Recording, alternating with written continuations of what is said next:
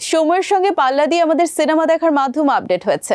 এখন ঘরে বসেই নিজের পছন্দের সিনেমা থেকে শুরু করে অনেক ইন্টারেস্টিং কন্টেন্ট দেখা যায় অনলাইনে। সো ভিউয়ার্স, আপনাদের এবার জানাবো ওটিটি আপডেট।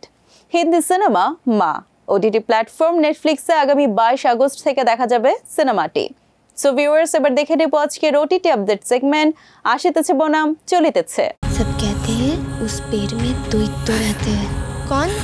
राक्षस। ভিউয়ার্স, পর্দায় দেখা যাচ্ছে আলোচিত হিন্দি সিনেমা মা। ওটিটি প্ল্যাটফর্ম নেটফ্লিক্সে 22 আগস্ট থেকে দেখা যাবে সিনেমাটি।